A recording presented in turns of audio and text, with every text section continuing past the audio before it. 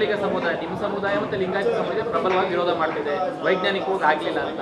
ನೀವು ಸರ್ಕಾರದ ಭಾಗವಾಗಿದ್ದೀರಾ, ಸಮುದಾಯಕ್ಕೆ ನ್ಯಾಯ ಕೊಡಿಸುವಂಥ ಪ್ರಯತ್ನವನ್ನು ಮಾಡ್ತೀರಾ ಅಂತ? ನಮ್ಮ ಸಮಾಜ ಆಗಲಿ, ವೀರಶೈವ ಸಮಾಜ ಆಗಲಿ ವಿರೋಧ ಎಲ್ಲೂ ವ್ಯಕ್ತಪಡಿಸಿಲ್ಲ.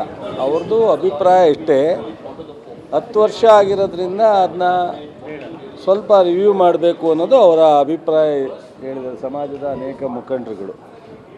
ಜೊತೆಗೆ ವೈಜ್ಞಾನಿಕವಾಗಿ ನೀವು ಹೇಳ್ದಂಗೆ ಎಲ್ಲರೂ ಮನೆಗೆ ಭೇಟಿ ಕೊಟ್ಟು ಮಾಹಿತಿಯನ್ನು ಪಡೆದಿಲ್ಲ ಅನ್ನೋದನ್ನು ಹೇಳ್ತಾ ಇದ್ದಾರೆ. ಸೊ ಇವೆರಡು ವಿಚಾರ ಇದೆ. ಬಟ್ ಅದೇ ಕ್ಯಾಸ್ಟ್ ಸೆನ್ಸಸ್ ಮಾಡೋದ್ರ ಬಗ್ಗೆ ಇಡೀ ರಾಜ್ಯದ ಎಲ್ಲ ಸಮಾಜದ ಜನ ಒಪ್ಪಿದ್ದಾರೆ, ಮಾಡಬೇಕು. ರಾಷ್ಟ್ರ ಮಟ್ಟದಲ್ಲೂ ಅನೇಕ ರಾಜ್ಯಗಳಲ್ಲಿ ಪ್ರಾರಂಭ ಮಾಡಿದ್ದಾರೆ. ನಮ್ಮ ಪಕ್ಷದಲ್ಲೂ ಸಹ ಇದೆ, ಮಾಡಬೇಕು ಅನ್ನೋದರಲ್ಲಿ ಯಾವುದೇ ವ್ಯತ್ಯಾಸ ಇಲ್ಲ. ಸೊ ಈಗ ಕ್ಯಾಬಿನೆಟ್ಗೆ ಇವತ್ತು ಬರೋದ್ರಿಂದ ಮುಖ್ಯಮಂತ್ರಿಯವರು ಏನು ಹೇಳಿದ್ದಾರೆ, ಕ್ಯಾಬಿನೆಟ್ಗೆ ತಂದು ಎಲ್ಲ ಸಚಿವರ ಕಂಗ್ರ್ಯಾಚುಲೇಷನ್ಸ್. ಯಾರು ಹುಡುಗ? ಮದುವೆ ಅಲ್ಲ, ಬಿಸ್ನೆಸ್ ಸ್ಟಾರ್ಟ್ ಮಾಡ್ತಾ ಇದ್ದೀನಿ. ಹೌದಾ? ಹೇಗೆ? Boss Vala. Boss Vala, B the boss. ಚರ್ಚೆ ಮಾಡಿ ಒಂದು ತೀರ್ಮಾನಕ್ಕೆ ಬರ್ತೀವಿ ಅಂತ ಹೇಳಿದ್ದಾರೆ.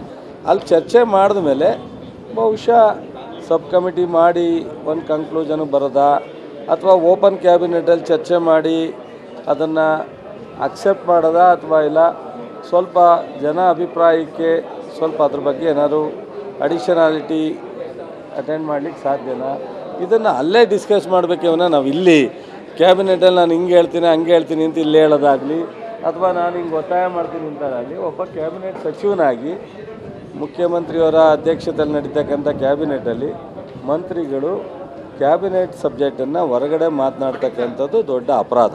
ಸರ್, ಈಗ ಸಮುದಾಯದ ನೀವು ಹೇಳಿದಾಗ 10 ವರ್ಷದ್ದು ವೈಜ್ಞಾನಿಕವಾಗಿಲ್ಲ ಅನ್ನೋದು ಸಮುದಾಯ ಇದು.